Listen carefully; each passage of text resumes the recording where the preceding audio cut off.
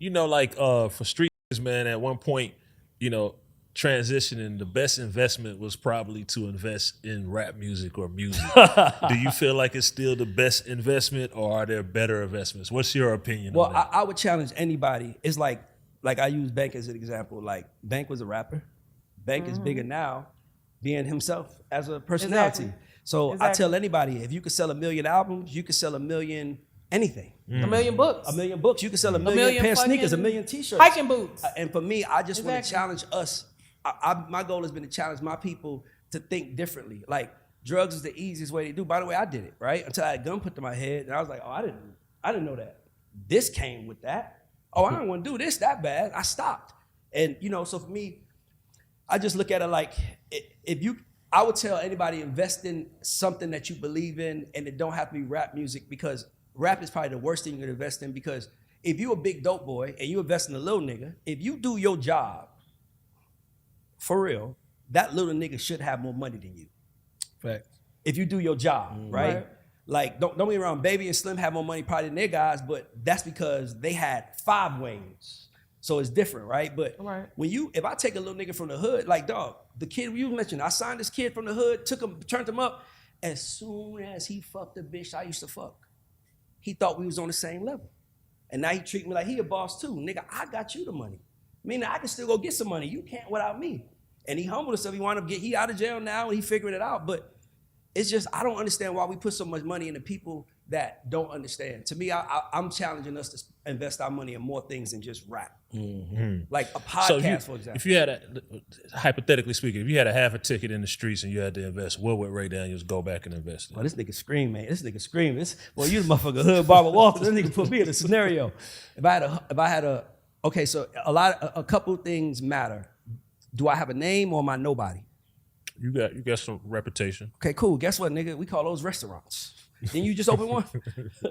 Every nigga in the city that's popping gonna open up a restaurant. I mean, it's so many things you can do. If you a popping nigga, people gonna pull up on you. Nigga, if Beck had motherfucking a hot dog stand, nigga gonna be like, I'm gonna go to, that's just the way the world living. So, like I said, those are our albums. You so busy think you gotta push a nigga, well, you can push hot dogs, nigga, and make 10 million in a year. Real product. And the hot dogs ain't even talking back. Yeah, them motherfuckers don't get no complex. They But don't nigga, nothing. but nigga, it's so hard to push But back. keep it real, Ray. Publishing is a motherfucker. And I know you still getting them. You smile. Publishing is a motherfucker 20, 30, 40 years from now. So when you I can tell still people this, get them if checks. I didn't get out the bed, all 2024, I would have still made about 350 to 400K from my publishing catalog. That ain't bad. And that's mine. That's not including people I manage who I'm gonna make money off your stuff too. But it is a good business, but it ain't my purpose. It's I see like, what you're saying. like it's kind of like once you get to a place of money and you get to a place like, it's like Jay, what female in this city more popping than Miss J? And I'm not saying it because I'm saying it, like, it's no room she can't walk into. It's nothing she can't do. She figured out what to turn it into. Now I got all this other stuff going. So for me, Right. I just tell people like, man, I want us to think. That's why when I came here, I gave Bank credit. I'm like, hey, bro, I love this nigga. And I didn't know him. That's what people don't understand about Atlanta. We didn't know each other. We recently just connected. But I love this nigga because I grew up with niggas like him. And I'm watching them not grow, and I'm watching him grow. And I'm like, if they see a nigga like me growing, and you know what they say to me, Bank? All right, you got that talk, nigga. You can talk. That's why you growing.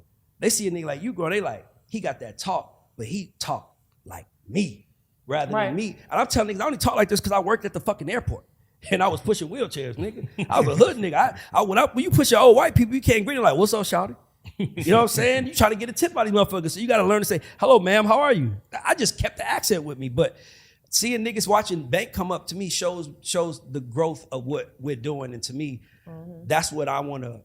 Anytime I speak, I want to speak on that, right? Because a lot of niggas look at y'all and be like, oh, of course, but it's not of course. They could have went other routes. We all could have went other routes, but we figured out how to amplify what we do more, and that's why we here talking and they watching us, and we ain't at home watching them. Facts.